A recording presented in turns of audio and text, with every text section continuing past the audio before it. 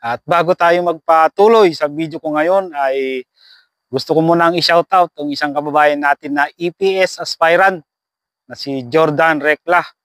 At nag-aaral siya ngayon ng Korean language at sana daw ay pala rin next year sa exam. Kailangan lang naman talaga sa pag-aaral ng Korean language, kailangan matyaga ka. At yun, good luck kabayan, sana ay pumasa ka sa exam. May kababayan tayo na nagtanong tungkol sa benefits at naisipan kong ang gawa ng video at ibabahagi ko sa inyo kung ano yung naging karanasan ko sa pagkuha ng benefits dito sa South Korea. At unahin muna natin yung 4 na benefits na makukuha ninyo dito sa South Korea kapag patapos na ang kontrata ninyo. Patapos ang kontrata. Ito yun.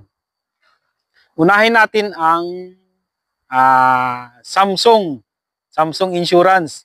Ito, pag nandito na kayo sa South Korea, ito kakaltasin sa inyo. 3 buwan. Kunyari, unang sahod, pangalawang sahod, pangatlong sahod. Ganito yung nangyari sa akin. Kinaltasan ako ng Samsung Insurance sa unang buwan ko ng sahod ng 120,000 won. Tapos pangalawang buwan, kinaltasan ulit ako ng 120,000 won.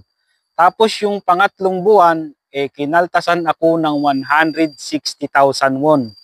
So matotal niyan ay 400,000 won ang kakaltasin sa inyo na Samsung Insurance. Pero dun sa iba, sa kumpare ko, dito sa South Korea din, sa unang buwan pa lang, kinaltas na lahat yung 400,000 won. Pero okay lang yun kasi makukuha din ninyo yan pag patapos na ang kontrata ninyo. Yan ay papasok sa ATM ninyo dito sa South Korea. Kunyari, kumbaga 2 weeks bago matapos yung, o kaya 1 week or 2 weeks bago matapos yung kontrata ninyo, yan ay ipapasok sa ATM ninyo. Sa ATM ninyo ipapasok yung Samsung Insurance na yan, na kumbaga ang tawagin na dyan ay, kung ibabalik na sa inyo, ang tawag na dyan ay Samsung Cost Return Insurance. Tapos ito yung pangalawa na benefits na makukuha ninyo, pangalawa. Ito sa Samsung pa rin manggagaling. Samsung, ang tawag naman dyan ay Samsung Tegicom. Samsung Tegicom, malaki din to. Ito yung sa isa sa benefits na malaki na makukuha ninyo dito sa South Korea. Yang Samsung Tegicom na nga na yan, ay may dadating sa inyo na sulat, katulad ng nangyari sa akin, may dumating na sulat sa akin na papel galing sa Samsung na katunayan na nandun nakalagay kung magkano yung makukuha ko na pera sa Incheon Airport. Bago kayo mag-exit, ay makukuha ninyo sa Incheon Airport yung Samsung Tegicom na yan. Ganun ang nangyari sa akin. Tapos may isa pang Tegicom kayong makukuha bukod sa Samsung Tegicom. Ito naman ay manggagaling sa company na pinapasukan mo. Ang magbibigay nito ay yung amo mo sa iyo. Ang tawag dyan ay Company Tegicom. Yung Company Tegicom na yan ay hindi ninyo makukuha sa airport. Yung amo ninyo ang magbibigay sa inyo, yung boss ninyo, yung sadyang nim ninyo. Yan ang magbibigay sa inyo. Sa akin nun, binigay sa akin ay cash. Nakalagay sa sobre. Yang Company Tegicom na yan. Sa company ninyo makukuha, hindi yan sa airport. Tapos itong pang-4 na benefit, ito yung pinakamalaki. At ito nga yung cookmin. Cookmin na tinatawag. At ito ang ginagawa dito, yung kalahati nito ay kinakalta sa inyo. Kada buwan, tuwing sweldo. Ganito yung ginagawa sa akin. Ganito yung nangyayari dyan. Nadodoble yan. Nadodoble.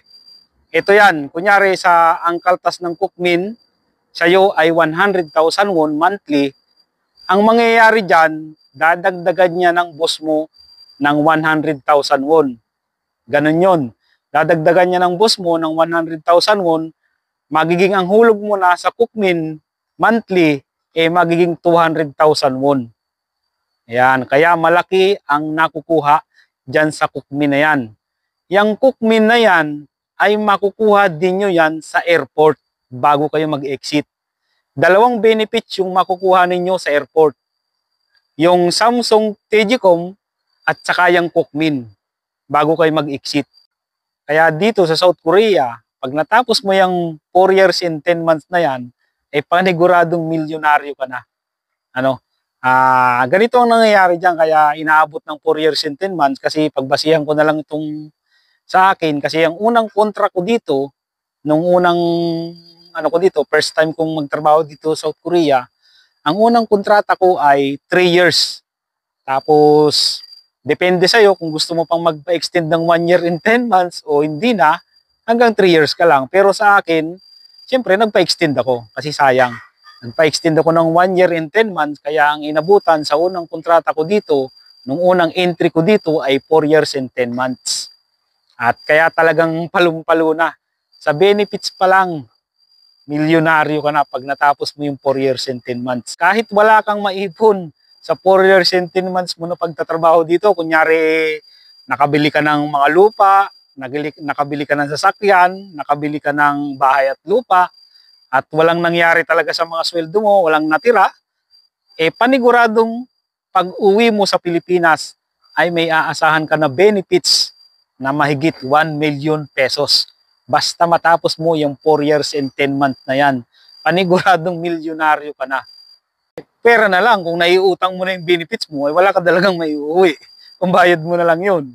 Kaya kung uwi kayo sa Pilipinas, natapos ang kontrata, kunyari marami kayong dalang pera, eh manigurado na kayo. At kumbaga magpasundo na kayo sa kamag-anak niyo kasi mahirap.